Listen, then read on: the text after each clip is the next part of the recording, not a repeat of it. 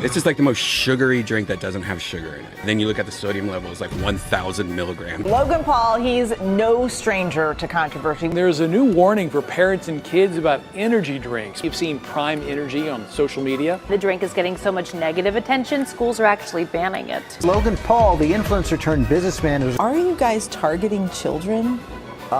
Just a year ago, people were treating Prime like it was liquid gold. Shelves were wiped clean within hours. Resale prices were ridiculous, and videos of kids flexing their bottles were pulling millions of views. It wasn't just a drink, it was a cultural event. But fast forward to 2025, and that same bottle that once screamed status now whispers clearance. Stores can't give it away. Prime's revenue has nosedived over 90%. Lawsuits are piling up worth more than $90 million, and the hype completely evaporated. How did something that seemed unstoppable crash this hard, this fast? Because Prime wasn't built like a beverage brand. It was built like a viral video. Flashy, loud, impossible to ignore, and gone the moment people scrolled past. Logan Paul and KSI managed to create one of the most explosive launches in modern brand history, turning bottled hydration into the next big flex. But the same playbook that made Prime an overnight success is exactly what buried it under lawsuits, backlash, and broken trust. This isn't just a story about a drink that failed. It's about how the internet's favorite creators turned hype into a business, and why that business couldn't survive without it. Because when the likes fade and the cameras stop rolling, what's left? A product. And that's where Prime fell apart. But to understand how the empire crumbled, we have to rewind to the moment it all began, when two of YouTube's biggest names turned bottled water into the most viral drink on the planet. It was 2022, and the internet was obsessed with creators turning clout into companies. Merch lines, crypto coins, NFTs, every influencer wanted a brand. But when Logan Paul and KSI announced they were teaming up to launch a drink called Prime Hydration, it didn't just sound ambitious, it sounded impossible. Two former rivals turned business partners, dropping a neon-colored sports drink in a market already dominated by giants like Gatorade and Powerade. Most people thought it would flop. Instead, it exploded. Prime's genius wasn't in its formula. It was in its packaging. Those bottles looked like something straight out of a Fortnite lobby. Bold colors, giant letters, and designs that practically begged to be posted. It wasn't just a beverage, it was an accessory. Prime bottles became collectibles, props, and social currency. Kids weren't just drinking Prime, they were showing Prime. Every sip was a flex. The marketing was a masterclass in hype.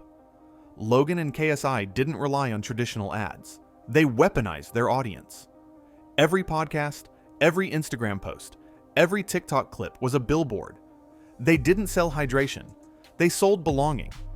Being seen with Prime meant being part of something bigger, a global fandom united by YouTube's biggest duo. The result? Chaos. Stores couldn't restock fast enough. Parents were driving across counties just to find a bottle. Teenagers were trading flavors like Pokemon cards. And with every sold-out shelf, Prime's myth grew. Scarcity became its superpower. By the time news outlets started covering the frenzy, it wasn't about the drink anymore. It was about the phenomenon. Prime wasn't just competing with Gatorade. It was rewriting how influencer products could dominate real-world markets. But behind the excitement, there was one fatal problem. Prime's success was built entirely on attention. And the internet's attention never stays still for long. Prime's rise wasn't fueled by taste, quality, or performance. It was powered by scarcity. Logan Paul and KSI didn't just launch a product. They launched a psychological experiment. Every restock was a drop. Every flavor felt like an exclusive collab, and every empty shelf made Prime feel more valuable. It was the same dopamine cycle that drives sneaker culture and NFT frenzies, except this time it came in a plastic bottle. You couldn't just buy Prime, you had to hunt for it. Parents lined up outside stores at dawn. Kids compared flavor hauls on TikTok, and scalpers were flipping bottles online for up to $50 each. It was ridiculous, but it worked. The harder it was to find, the more people wanted it. Prime became the ultimate playground status symbol. Forget sneakers or gaming consoles. If you had a bottle of Prime, you had clout. The genius of it all was that the scarcity wasn't accidental. It was engineered. Prime controlled supply like a luxury brand. Limited runs, timed releases, surprise flavors. They made customers chase the product instead of the other way around. Each restock became an event, and every sold-out sign was free marketing. The demand wasn't for hydration, it was for attention. But the problem with artificial hype is that it's like a sugar rush. It spikes fast and crashes harder. Once supply caught up and the shelves finally stayed full, the illusion vanished. When something is no longer rare, it has to rely on substance, and Prime didn't have much of that to stand on. The first cracks in the empire started to show the moment people stopped treating Prime as a collectible and started judging it as an actual drink. But Logan and KSI weren't done yet. They had another idea to keep the momentum alive. By mid-2023, the hype machine was starting to sputter. Shelves were finally stocked, resale prices were tanking, and the thrill of the chase was gone. Logan Paul and KSI needed a new spark, something that would bring back the chaos. Their answer? Prime Energy. Same bottle design, same flashy colors, but this time, a bold black stripe across the label and a jolt of 200 milligrams of caffeine per can. Twice as much as a Red Bull. It was branded as the grown-up version of Prime Hydration, a performance drink for adults, athletes, and gym addicts. On paper, it made sense, but in practice, it was a branding nightmare. The problem was simple. Prime didn't look like an energy drink for adults. The cartoonish packaging that once appealed to kids now screamed, "Saturday morning sugar rush." It looked fun, colorful, and harmless, which is exactly what made it dangerous. Kids who'd fallen in love with Prime Hydration assumed the new version was just another flavor.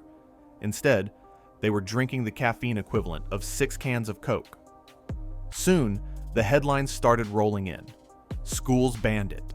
Parents posted warnings. Doctors started voicing concerns about kids showing up with heart palpitations. Then came the political attention. New York Senator Chuck Schumer publicly called for the FDA to investigate Prime Energy for being marketed to children. Overnight, what used to be a fun status symbol turned into a national health concern. And Logan's damage control didn't help much. He jumped on social media to clarify that Prime Energy was for adults only. But the branding told a different story. The same fonts, same design, same colors. It was impossible to tell the difference at a glance. You can't market your drink like a toy aisle and then be shocked when kids grab the one with rocket fuel inside.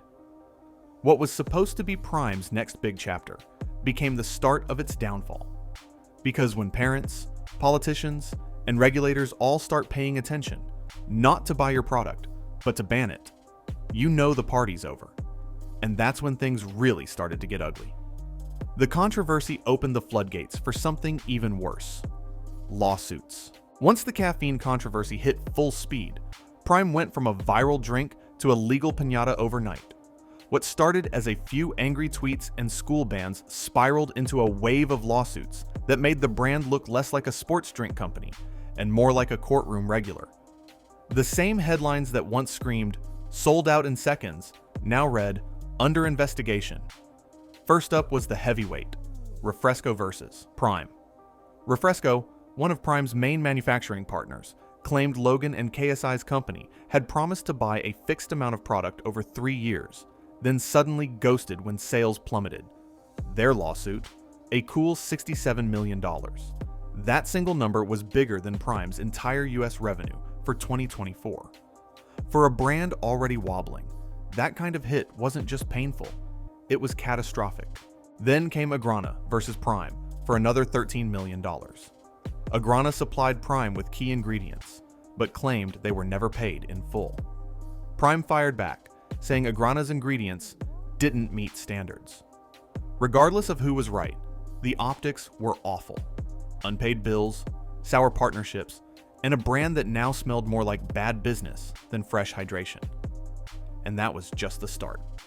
Another case accused Prime of containing PFAS, forever chemicals, in its grape flavor.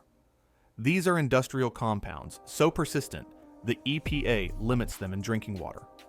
The plaintiffs claimed Prime was serving toxic juice to kids. Then there was the high caffeine class action, alleging that Prime energy cans actually contained more caffeine than advertised. And finally, the Olympics lawsuit, where Prime released a limited edition Team USA bottle featuring Kevin Durant without permission from the US Olympic Committee. That one was quietly settled for around $2 million, but the damage was already done. By the time the dust settled, Prime was juggling over $90 million in legal smoke. Each case chipped away at the image Logan and KSI had worked so hard to build. The clean, high-performance, influencer-made brand now looked sloppy, unsafe, and unreliable. Even when some lawsuits were dismissed, the headlines stuck around. And in business, perception is everything. Because while Logan was out filming videos defending the brand, consumers were already walking away. Lawsuits can be settled, but trust? That's gone the second people think you lied to them. And soon, the financial fallout started to show up in a way you couldn't ignore. Not in the courtroom, but in the stores. When the lawsuits hit, Prime's real collapse didn't happen online. It happened on the shelves. The once impossible to find drink that caused stampedes in grocery aisles suddenly couldn't move a single bottle. The same stores that used to limit customers to one flavor per person now couldn't even give it away. What was once the hottest product in the country had turned into a clearance item collecting dust.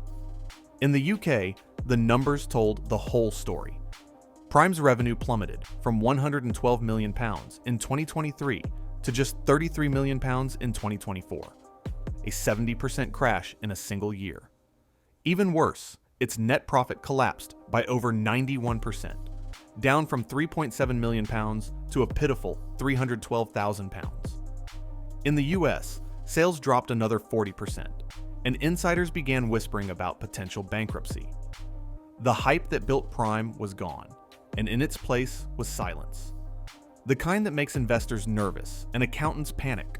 You could literally see the downfall in real time. Walk into Target or Walmart, and there it was. Prime stacked high on discount shelves. 12 packs slashed from $25 to single digits. Even then, they sat untouched. The same bright bottles that once made people fight in line were now reminders of an expired trend. A product designed to be viral was now invisible. The reason? Prime confused virality with longevity. The brand scaled like a rocket, but planned like a startup still living off attention. They signed long-term supply contracts and inflated production during the height of the hype, assuming the craze would last forever. But once TikTok moved on, Prime was stuck paying for warehouses, staff, and shipments for a product nobody wanted. And when the novelty wears off, people start noticing what's actually inside the bottle. Reviews that once called Prime revolutionary now called it overhyped sugar water. TikToks mocking the taste started to get more traction than the ones promoting it. The internet turned on Prime as fast as it had built it up. It wasn't just a decline, it was a free fall. The numbers, the sentiment, the energy, everything pointed to a brand in flatline mode. And for Logan Paul and KSI, who built their entire identity on momentum, that kind of stillness was deadly. But the financial collapse was only half the story. The real problem went deeper, into the business model itself. Prime's downfall wasn't just a PR disaster or a few bad lawsuits. It was a structural failure. The kind of slow-motion collapse that happens when a company builds its foundation on buzz instead of business. While everyone was watching the headlines, the real mistake was buried in the spreadsheets. From the start, Prime was designed like a viral product, not a sustainable brand. Its entire growth model relied on hype cycles, big launches, limited drops, and influencer-powered demand spikes. But that strategy doesn't translate into steady, repeatable revenue. When the hype fades, the math doesn't work. And that's exactly what happened. During Prime's peak, they signed massive manufacturing contracts and long-term supply deals based on temporary demand. In business terms, that's called chasing the curve, producing as if every month will be your best month. But when reality hits and demand dips, you're left with warehouses full of unsold inventory and bills that don't stop coming. Prime's production machine was still running at viral speed, while its audience had already moved on. Even worse, Prime never built loyalty. It built curiosity. People didn't buy Prime because they loved the taste. They bought it because everyone else did. Once the novelty wore off, there was nothing holding customers in place. No flavor obsession, no health innovation, no identity beyond the drink YouTubers made. When that identity lost its shine, the product lost its purpose. This is where most influencer brands fail. They mistake attention for retention. They assume followers equal customers, and hype equals longevity. But building a beverage empire requires something influencers rarely have: patience. Prime sprinted when it needed to pace itself. Instead of investing in product development, flavor quality, or diversified branding, they doubled down on the same marketing gimmicks that were already losing steam. By the time Logan and KSI realized the hype was dying, it was too late to pivot. They had built a business model that couldn't survive without constant noise. And once the internet stopped talking, Prime was left standing in silence, with no loyal base, no product differentiation, and no plan B. The brand's story had become a textbook example in real time. You can't run a billion-dollar operation on short-term buzz, because buzz doesn't pay for factory rent, payroll, or lawsuits. It just fades, and when it does, so does everything built on top of it. And as the business cracks widened, something even more dangerous started happening. People stopped trusting the brand itself. When a brand loses trust, it doesn't happen in one big explosion. It leaks out slowly, one controversy, one rumor, one bad review at a time. For Prime, that leak turned into a flood. The internet that once fueled its rise now became its greatest enemy. At first, people were defending Prime. "It's just a drink," fans said. "The media's overreacting." But then, one by one, the stories piled up. Parents warning about caffeine overdoses. Lawsuits mentioning forever chemicals. Former suppliers claiming unpaid bills. And through it all, Logan and KSI kept saying the same thing: "We stand by our product." But that phrase, meant to sound confident, started to sound deflective. Even when some lawsuits were dismissed, the damage was already done. Because in the court of public opinion, perception is the verdict. A rumor doesn't need to be true if people believe it long enough. And for Prime, that belief became reality. TikTok was filled with Prime exposed videos, what's really in Prime breakdowns, and taste tests that made the drink look like a failed science experiment. The taste, once overlooked because of the hype, became the punchline. People called it liquid perfume, syrupy Gatorade, or cotton candy cough syrup. Influencers who once proudly held up bottles in every vlog quietly stopped mentioning it. Some even started mocking it. When creators who helped build your empire start turning against you, that's not just bad optics, that's collapse. And it wasn't just consumers losing faith, it was retailers too. Stores started reducing shelf space, pulling Prime from displays, and replacing it with other drinks that actually sold. The Prime section at Target or Walmart was slowly shrinking, and that said everything. The final blow came when the brand tried to fight back online. Logan made videos dismissing lawsuits as frivolous and cash grabs, but his tone came off more defensive than reassuring. Fans who used to cheer him on started questioning whether the product had ever been safe to begin with. The trust that once drove lines out the door had turned into skepticism. Prime wasn't seen as a cool brand anymore. It was seen as a risky one. The kind of drink parents side-eye, schools ban, and regulators monitor. And once you lose trust in a health-related product, there's no winning it back. By 2025, Prime's reputation wasn't damaged. It was radioactive. The hype was gone. The fans had moved on. And the only people still talking about it were lawyers and YouTubers making "what happened to Prime" videos. But as every story does, this one had to end. And not with a crash, but a fade. By 2025, Prime wasn't a brand anymore. It was a cautionary tale. The drink that once symbolized internet coolness had become a ghost of its former self, quietly sitting on clearance shelves next to failed fitness snacks and forgotten energy drinks.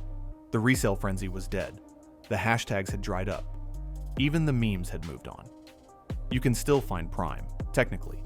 A few stray bottles in discount bins, a lonely vending machine slot, the occasional sponsorship logo on a UFC banner. But that's just residue, the final flickers of a brand running on fumes. The same kids who once begged their parents to drive across town for a bottle now scroll past Prime TikToks without a second thought. Hype has an expiration date, and Prime hit it faster than anyone expected. What makes the collapse so fascinating is that it didn't implode overnight. It bled out, slowly, quietly. Month by month, sales slipped, headlines soured, and enthusiasm vanished. By the time Logan and KSI realized what was happening, Prime wasn't dying, it was already dead.